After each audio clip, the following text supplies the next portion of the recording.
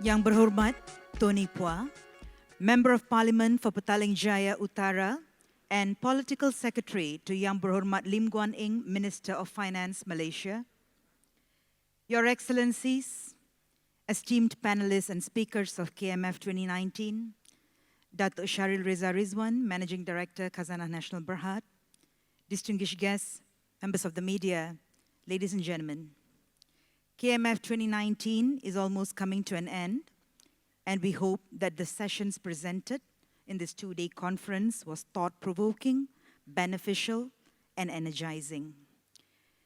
Yang Berhormat Lim Guan Eng, the Finance Minister, is unfortunately unable to make it today. Therefore, he has asked Datuk Shahril to close KMF 2019 on his behalf. With that, please join me in welcoming Datuk Shahril to deliver the closing address. Datuk, please.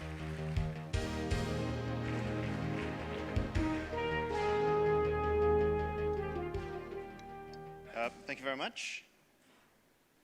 Bismillahirrahmanirrahim, Assalamualaikum, and a very good afternoon and evening to everybody here.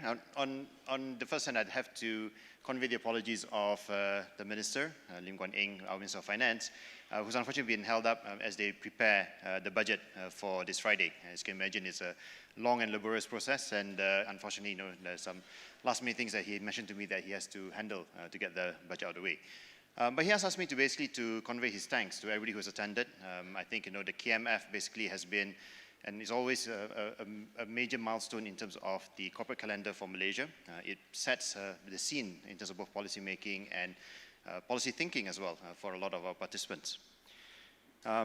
Just as a recap, I think as we all know, the global macro environment is extremely choppy, and the US-China trade war remains unresolved with no end in sight.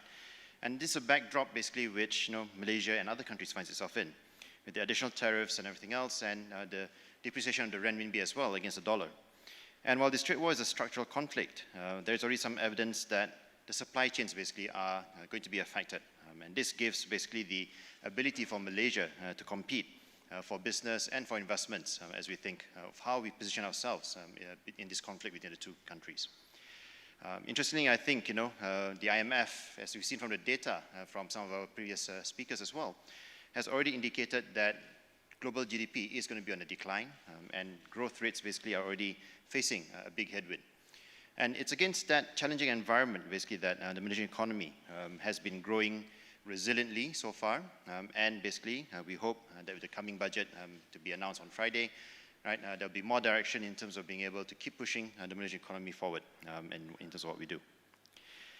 Industrialization basically remains one of the cornerstones of the Malaysian economy. And in the 1980s, basically, when the country was transformed by our policies around industrialization.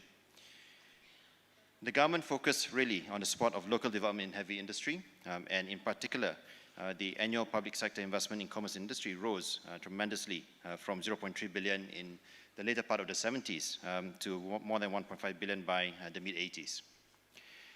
So the efforts really have been very successful in Malaysia in raising living standards. Our economy grew at a compounded rate of 8.1% per annum until 1998, before finally slowing down in the 2000s, especially after the Asian financial crisis. Although, to be honest, at a growth rate of roughly about 4.5%, the Malaysian economy still outstrips a lot of other developed economies in terms of basically growth and potential. Since then, of course, the mix of our trade and the mix basically of our economy has changed over time, with services increasingly becoming more and more prevalent. And as we think about how we move to digital technologies and the digital economy, Khazanah and our portfolio of companies basically has been very active in terms of thinking through how we actually will help the country to actually grow further in digital and in basically in the kind of infrastructure required to spur digital growth in Malaysia. There are still gaps, of course, in our economy. And economic strategy basically needs to think about essentially how we can use policy and policy direction to essentially decelerate or to especially arrest the premature deindustrialization of Malaysia.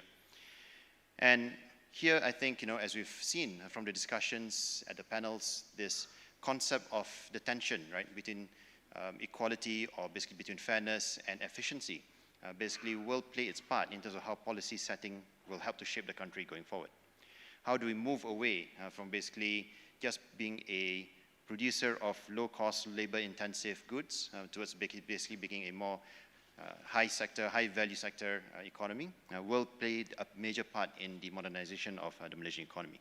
And we hope basically that a lot of the discussions that we've done over the course of these 2 days will point the way in some way to think about how moving through this collective brain exercise and thinking about, how we actually champion and get better policy making across both social policies and economic policies will help the country to actually achieve these goals. We discussed the use of monetary tools and fiscal tools as policy items and policy leverage in order to address the coming global volatility and the global risks that we see ahead of us.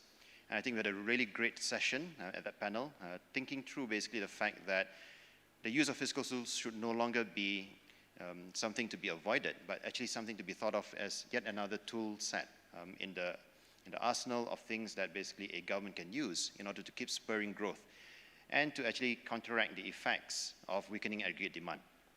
And that's something which I hope our government will also start to think about as we think about using fiscal policy in a more robust and aggressive manner in order for us to actually address these requirements. On the investment side, our government has already committed to developing 5G infrastructure, to our national fiberization and connectivity plan.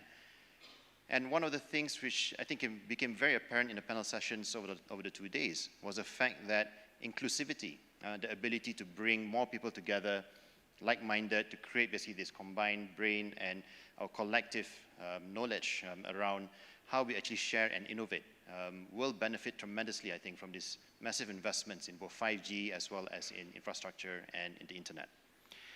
So again, I think, very clear, right? Those mathematical equations that we saw up on the screen, right, can be translated to reality, right, by essentially enhancing both the L, the size of the population that is connected to each other, and basically using technology to do that, breaking down some of those silos and some of those barriers that we talked about in our panels. So while it's down to the dynamism of the private sector to actually encourage and to spur Malaysia on, I think basically that our government will continue to focus really on how we can actually use those policy tools to actually increase innovation, increase inclusivity, and increase the ability of the Malaysian people actually to take advantage of, I think, all those tool sets and spur this economy forward.